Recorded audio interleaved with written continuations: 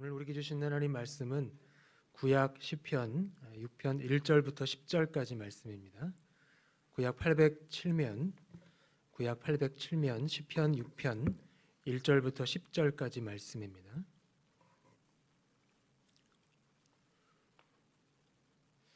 한 절씩 교독합니다. 여호와여, 주의 분노로 나를 책망하지 마시오며 주의 진노로 나를 징계하지 마옵소서.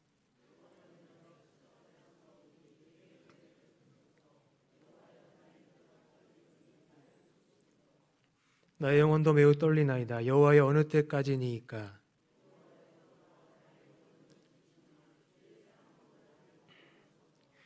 사망 중에서는 주를 기억하는 일이 없사오니 수월에서 주께 감사할 자 누구리이까?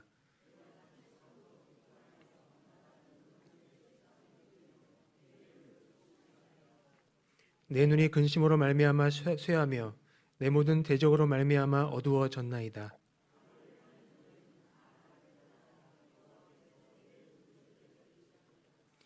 여호와께서 내 간구를 들으셨으며 여호와께서 내 기도를 받으시리로다. 내 모든 원수들이 부끄러움을 당하고 심히 떨미어 갑자기 부끄러워 물러가리로다. 아멘. 며칠 전에 전화 한 통을 받았는데요. 어머니셨어요. 어쩐 일이세요? 하니까 어머니가 그러세요. 아들, 오늘 아빠 차 폐차하려고 보냈다라고 하세요.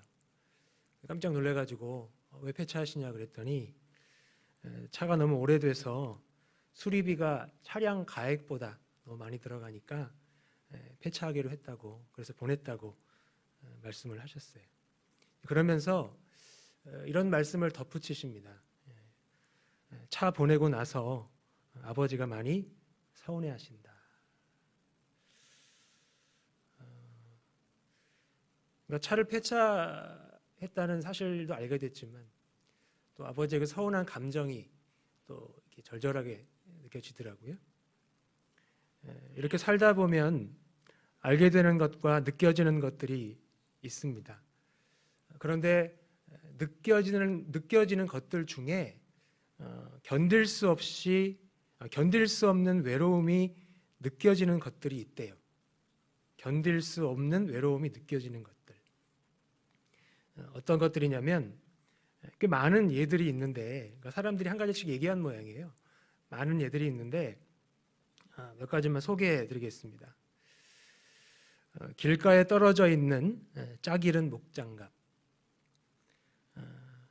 평일 대낮부터 만화방에서 만화책을 보고 있는 아저씨, 자기가 치매에 걸렸다는 사실을 알고 있는 할머니의 등, 가족 모두가 조용히 잠들었다고 생각했을 때 거실에서 혼자 술을 마시면서 강아지한테 말을 걸고 있던 아버지, 마지막으로 친구의 넓어진 이마. 이게 견딜 수 없는 외로움이래요. 느껴진대요.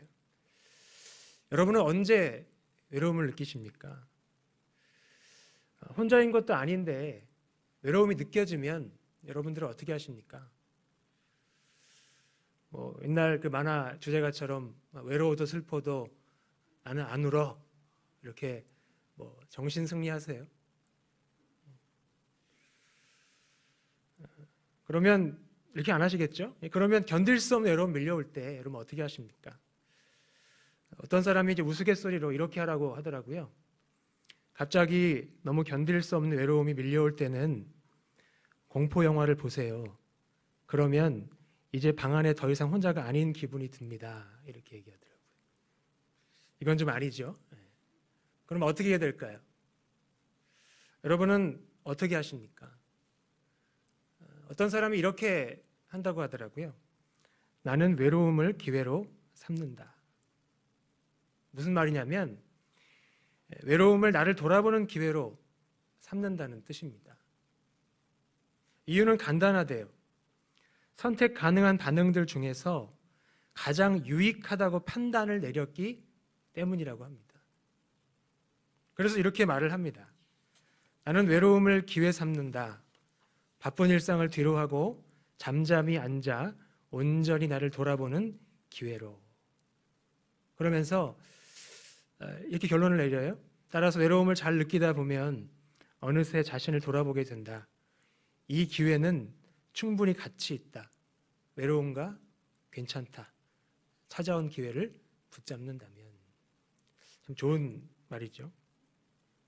그런데 나를 돌아보게 하는 감정이 외로움이라면 괴로움은 어떤 감정일까요? 괴로움은 어떤 감정일까요? 저는 이렇게 생각을 합니다. 괴로움은 나를 주저앉게 하거나 나를 도망치게 하거나 아니면 나로 부르짖게 하는 감정이에요. 이 괴로움은 현실과 분리되지 않는 감정입니다. 여러분은 괴로움을 느낄 때 어떻게 하세요? 주저앉으십니까? 도망치십니까? 아니면 부르짖으십니까? 주저앉음이라는 것은 현실에 순응하여 좌절하는 거예요. 도망침은 현실을 도피하여 외면하는 것입니다. 그러나 부르짖음은 고통스러운 현실의 중심에서 구원을 외치는 겁니다. 여러분은 어떻게 하시겠습니까? 주저앉으시겠어요? 도망치시겠어요? 부르짖으시겠습니까? 부탁드립니다. 반드시 부르짖으시기를 바랍니다. 그게 하나님이 우리에게 원하시는 거예요. 그게 하나님의 마음입니다. 고통스러운 현실의 중심에서 구원을 외치는 것, 그것이 우리를 향한 하나님의 마음이에요. 여러분, 하나님을 다시 기억하고 신뢰하시기를 바랍니다. 이렇게 기도는 신뢰의 외침이에요. 신뢰의 외침. 그런데 동시에 기도는 실망의 외침이기도 합니다. 왜 그렇습니까? 기대하지 않으면 실망하지도 않아요. 따라서 기도는 기대했는데 실망했다는 외침이에요. 신뢰와 실망 사이에서 하나님께 또 외치고 외치는 것, 이것이 기도입니다. 그런데 기도를 해도 메아리 없는 외침일 때가 많아요. 크게 소리를 질러봤지만 응답하는 소리가 들려오지 않습니다. 또한 언제 응답하실지 알 수도 없어요. 하나님이 지금 나를 외면하시는 것 같아요. 이럴 때의 기도는 곤고한 외침입니다. 곤고한 외침.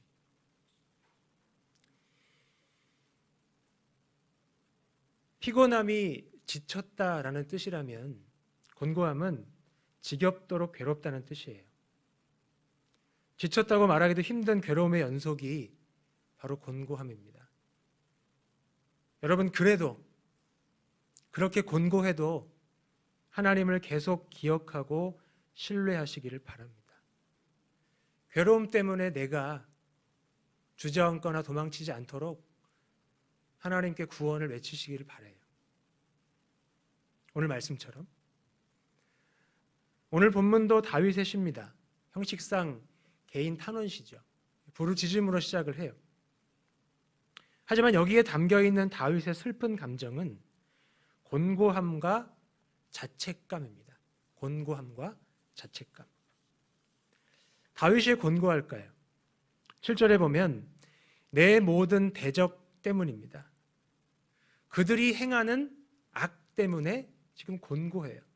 굉장히 힘들어요. 괴로워요. 아파요. 그 곤고함 때문에 탄식을 합니다. 6절 상반절에 보면 그는 탄식함으로 피곤해요. 얼마나 탄식을 했는지 피곤해요. 힘들어 죽겠어요. 무슨 말입니까? 울다가 지쳤다는 겁니다. 다윗은 곤고함 때문에 밤마다 울었어요. 6절 하반절에 보면 밤마다 눈물로 내 침상을 띄우며 내 요를 적시나이다 라고 말합니다. 밤마다 침상을 눈물로 적시고 잠자리가 눈물바다가 되었다는 거예요. 여러분도 이런 경험이 있으시죠? 너무 울어서 베개 커버가 다 젖어 있던 기억들. 다윗은 그렇게 울다가 지쳤습니다. 얼마나 울었는지 울다 울다 눈이 안 보여요. 시력이 약해졌습니다. 또한 체력도 약해졌어요. 공동번역에 보면 얼마나 괴로웠는지 늙고 말았습니다. 사람이 굉장히 초췌해진 거죠. 이렇게 그는 육체적, 정신적, 감정적으로 그 기운이 바닥을 쳤어요. 놀라운 것은 그런데도 다윗은 기피를 드러내고 있다는 것입니다. 기운이 바닥을 쳤는데 기피를 드러내요. 어떻게 합니까? 표면적으로 그를 이렇게 망가뜨리는 것은 모든 대적이에요. 그렇죠? 그에게 곤고한 상황은 주위 환경보다 주변 사람들입니다. 하지만 그는 이 상황의 중심에 하나님이 계신다고 고백해요. 이 상황의 중심에 하나님이 계신다. 이게 그의 고백입니다. 1절 보겠습니다. 여호와여 주의 분노로 나를 책망하지 마시오며 주의 진노로 나를 징계하지 마옵소서. 여호와여 내가 수척하였사오니 내게 은혜를 베푸소서. 여호와여 나의 뼈가 떨리오니 나를 고치소서. 나의 영혼도 매우 떨리나이다. 여호와여 어느 때까지니까. 아멘. 다윗은 이 상황의 핵심이 하나님의 책망과 징계라고 고백을 합니다. 주의 분노와 주의 진노가 그가 겪고 있는 곤고함의 근본 원인이라고 고백을 해요. 무슨 말입니까? 지금 하나님 앞에 자신을 자책하면서 돌아보고 있다는 말입니다. 자신을 자책하면서 돌아보고 있다는 거예요. 우리도 어려움이 생기면 그런 생각 하잖아요. 내가 무슨 잘못을 했나? 내가 잘 살고 있나? 이렇게 살면 안 되나?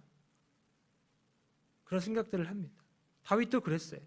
하나님 앞에 자신을 자책하면서 돌아보고 있습니다. 왜 자책을 합니까? 자신의 후회스러운 선택 때문이에요. 다윗은 지금 남 탓이 아니라 내 탓을 하고 있는 거예요.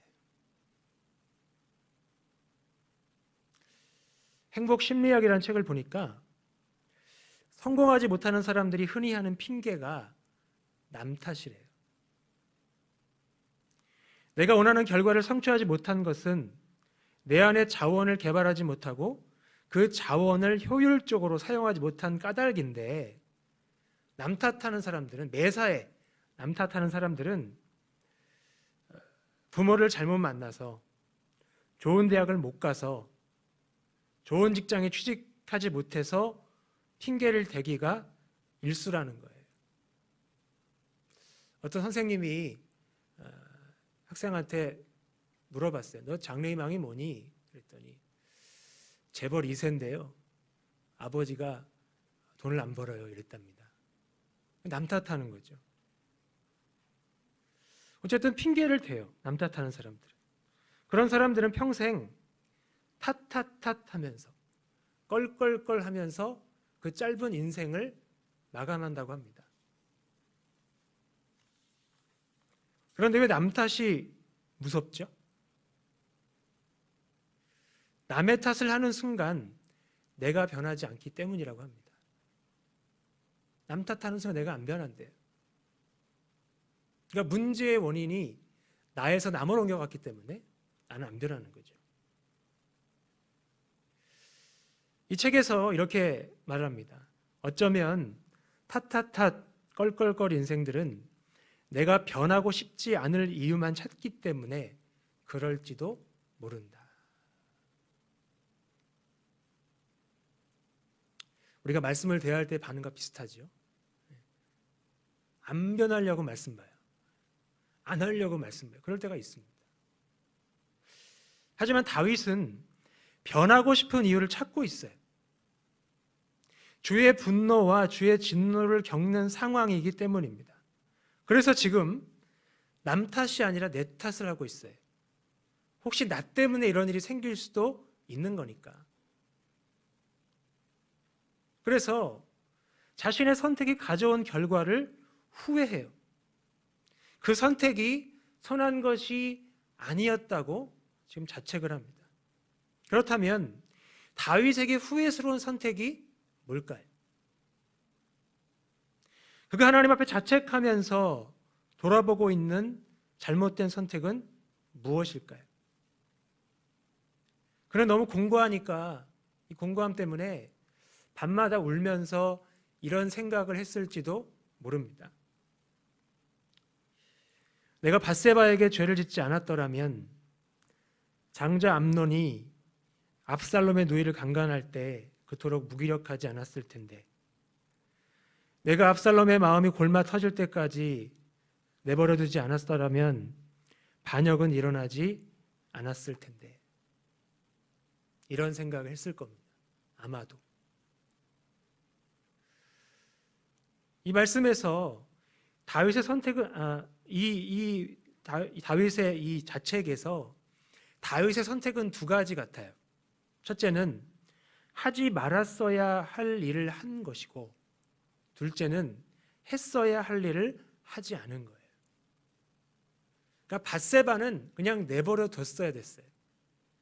그리고 압살롬은 내버려 두지 말았어야 했습니다. 이게 반대로 했죠. 반대로. 왜 이런 선택을 했습니까? 선택의 기준이 바로 나였기 때문입니다. 그 순간에 그런 선택을 할 때 그는 하나님과 그분의 공의를 사랑하지 않았어요. 그때 다윗은 시편 5편에 기록된 그의 원수들처럼 옳은 것보다는 자신에게 유리한 것을 사랑했습니다. 자신에게 불리한 것을 용납하지 않았고요. 자신에게 유리한 것을 위해 불의한 짓을 사용했습니다. 그 순간에는 그의 원수들과 전혀 다르지 않았습니다. 그래서 다윗이 떨고 있어요. 자기가 무슨 짓을 저질렀는지 다시 한번 깨달으니까 떨고 있어요. 2절에서는 나의 뼈가 떨린다고, 또 3절에서는 나의 영혼이 매우 떨린다고 고백을 합니다. 왜 떨고 있습니까? 추워서입니까? 아니죠. 공포 때문입니다. 어떤 공포냐면 상실의 위험이에요. 상실의 위험. 무언가를 잃어버릴 것 같은 위험. 그 위험 때문에 공포에 떨고 있습니다. 다윗이 느끼는 공포는 세 가지입니다. 첫째, 건강을 잃어버리는 거예요. 둘째, 생명을 잃어버리는 겁니다. 그런데 그에게 가장 큰 공포는 세 번째. 그게 뭐냐면 관계를 잃어버리는 겁니다. 하나님과의 관계. 다윗은 하나님과의 관계를 잃어버리는 것을 가장 두려워하고 있어요. 관계 상실을 가장 무서워합니다. 그래서 여호와께서 자신을 떠났다고 느껴지는 이 상황, 이것을 굉장히 괴로워합니다. 어느 때까지입니까? 라고 지금 호소하잖아요. 3절 말씀 보겠습니다. 나의 영혼도 매우 떨리나이다. 여호와여 어느 때까지니까? 여호와여 돌아와 나의 영혼을 건지시며 주의 사랑으로 나를 구원하소서. 다윗은 여호와가 자신에게 분노하셔서 지금 등을 돌리셨다, 멀리 떠나셨다라고 생각을 하고 있어요. 그래서 속히 돌아와 달라고, 다시 사랑해 달라고 애원을 합니다. 그의 기도가 바로 곤고한 외침인 것이죠. 그런데 곤고한 외침이든 실망의 외침이든 신뢰의 외침이든 모든 기도는 전부 다 주께서 들으심을 확신하는 바라봄이에요. 바라봄은 기다림이죠. 기다림은 하나님을 향한 공의로운 판단 요청입니다. 다윗은 울면서 하나님을 바라봤어요. 잠자리가 울음바다가 되도록 하나님을 기다렸어요. 왜 그랬습니까? 하나님을 계속 기억하고 신뢰했기 때문입니다. 그래서 어떻게 됐을까요? 7절 말씀 보겠습니다. 악을 행하는 너희여 다 나를 떠나라. 여호와께서 내 울음소리를 들으셨도다. 여호와께서 내 간구를 들으셨으며 여호와께서 내 기도를 받으시리로다. 내 모든 원수들이 부끄러움을 당하고 심히 떨미어 갑자기 부끄러워 물러가리로다. 아멘. 어떻게 됐죠? 응답하셨어요. 기도를 들으셔서 응답하셨어요. 그런데 얼마 만에 응답하셨는지는 몰라요. 근데 결국 응답하셨다는 거예요. 하나님 응답하시니까 다윗의 공포가 이제 원수들의 공포로 바뀌어버립니다. 상황이 바뀌어버려요. 하나님의 공의로운 판단 때문에. 말씀을 정리하겠습니다. 살다 보면 느껴지는 것들 중에는 외로움도 있지만 괴로움도 있어요. 여러분 괴로움 느낄 때 어떻게 하십니까? 세 가지 선택 가능한 반응이 있어요. 그게 뭐냐면 주저앉음, 도망침, 그리고 부르짖음입니다. 다시 설명드리면 주저앉음은 현실에 순응하여 좌절하는 것이고 도망침은 현실을 도피하여 외면하는 겁니다. 부르짖음은 고통스러운 현실의 중심에서 구원을 외치는 거예요. 이 세 가지 중에 여러분은 어떤 선택하시겠습니까? 여러분에게 가장 유익하다고 판단되는 것은 무엇입니까? 선택은 자유입니다. 선택은 여러분의 몫이에요. 그러나 선택에 대한 책임도 여러분의 몫입니다. 협박하는 거 아닙니다. 그렇다는 거예요. 간절히 부탁드립니다. 반드시 부르짖으세요. 고통스러운 현실의 중심에서 구원을 외치시기를 바랍니다.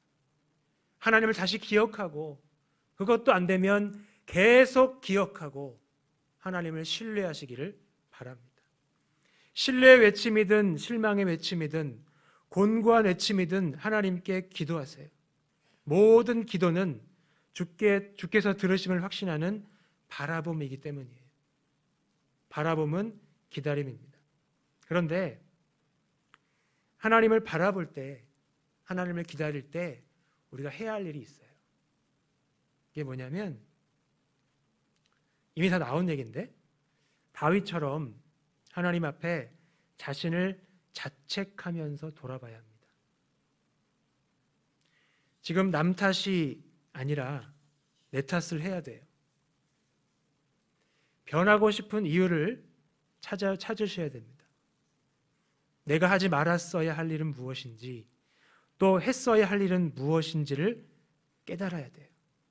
그래서 그런 깨달음을 통해 내가 하나님과 그분의 공의를 사랑하지 않았음을, 내가 옳은 것보다 나에게 유리한 것을 사랑했음을, 나에게 유리한 것을 위해 불의한 짓을 사용했음을 인정을 해야 합니다. 그래야 우리의 바라봄이, 우리의 기다림이 헛되지 않아요. 이런 과정이 반드시 필요합니다. 기도하고 땡 하시면 안 돼요. 반드시 하나님 앞에 나를 자책하며 돌아보고 내 탓하고 내가 왜 변해야 하는지 그 이유를 찾고 내가 무엇을 해야 하는지 하지 말아야 하는지 내가 무엇을 사랑해야 하는지를 분명히 깨닫고 결단하는 저와 여러분이 되기를 간절히 바랍니다. 다윗은 공고했지만 자포자기하지 않았습니다. 계속 그랬어요. 그렇죠? 시편 3편, 4편, 5편, 6편 다 계속 그랬어요. 포기하지 않았어요. 그리고 쉬운 길을 가지 않았습니다. 그리고 욕망을 선택하지 않았어요. 여러분 욕망을 선택하면 그게 이제 당장에는 좋은 것처럼 보이거든요. 근데 결국에는 그게 무적행이에요. 무적행. 욕망을 선택하지 말고 하나님 사랑을 선택하시길 바랍니다. 지금 내가 어떻게 하나님 사랑해야 할지를 선택하시길 바라요. 그럼 하나님이 우리를 긍휼히 여기셔서 은혜를 주시고 고쳐주시고 회복시켜 주시고 응답하실 것을 믿습니다. 기도하겠습니다.